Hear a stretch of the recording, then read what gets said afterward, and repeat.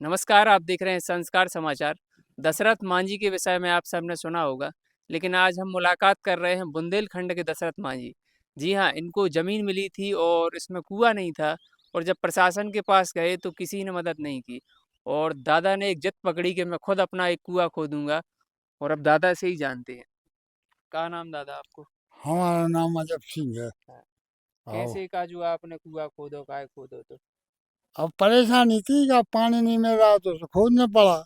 जब कुआँ के लाने हैं? प्रशासन के पास गए तो क्या हुआ? अब प्रशासन के पास गया तो अब कलेक्टर साहब ने तो कहा था हाँ, कि आप काम करो मैं पैसा दूंगा।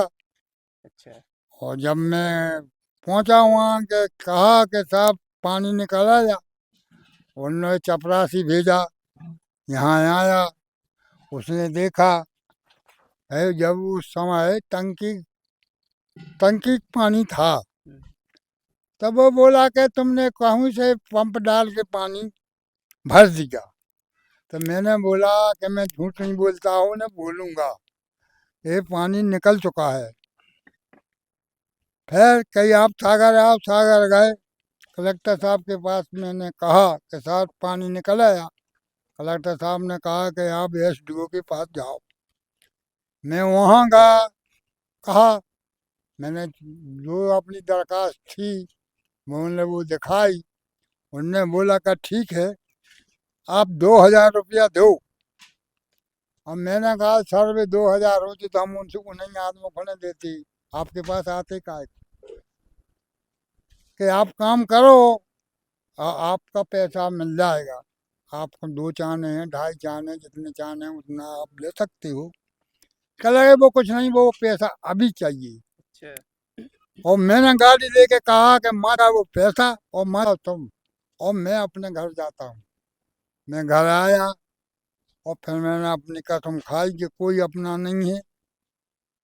मैंने अपना आन के यहाँ पे गड्ढा शुरू किया। बरसात में वो हमारा पुर गया। आदमियों ने कहा, सियाने बुजुर्गों ने, कि एक काम कर, पहले आप पत्थर कर। और मैंने पत्थर सो फोड़ना शुरू कर दिया।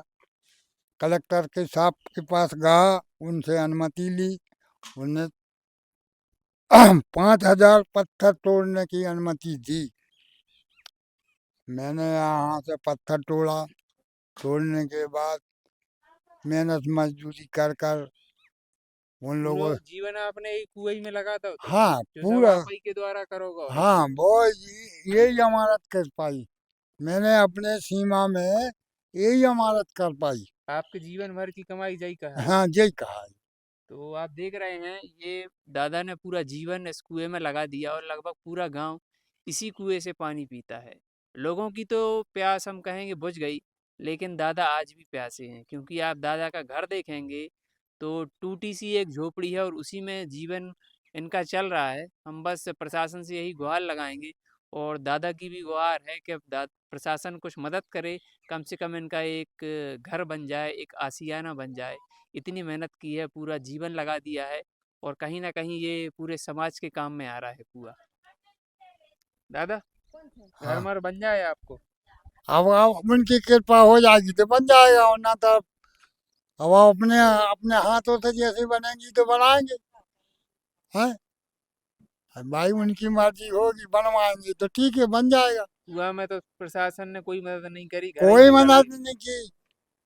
और न कही, अब इसके मतलब है कि अब तो अब आदमी करे तो करे ना, ऊपर वाला मदद कर रहा है हमारी। जो करेगा तो होगा, और आप दो सो ठीक है और ना दो सो ठीक है।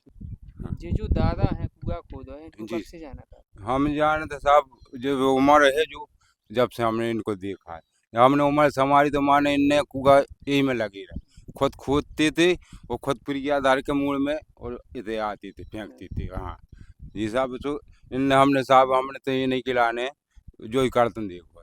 अच्छा, जो शासन की मदद है वो कोई नहीं मिली। अब भाई अब जो खुद गया, सब गाँव को माने बेकार चल रही है, पानी पी रहे हैं, भाईचारे हैं अकेले। अब यही एक बात है, अब ने इसे माने उपाय माने पाट के लिए, माने ने गर्रा के लिए, हुँ, ने कुछ अब इनकी ना गुंजाइश है नहीं है। रे माने कर भी की हुँ, न बच्चा, वो उतनी मदद तो कर दी थी। अब साधन ने नहीं था, मानो तो अब जो पानी पी रहे हैं वे दुआ देंगे इनके लिए। कोई मदद नहीं है? हाँ, न सचिव की न सरपंच की कोई मदद नहीं है। अब साधन को न सबकी कुटियां आ गई, अंत के गांव के हैं जो उनके लाने कुटी आ रही, जो गांव के हैं उनके लाने कुटी नहीं आ रही।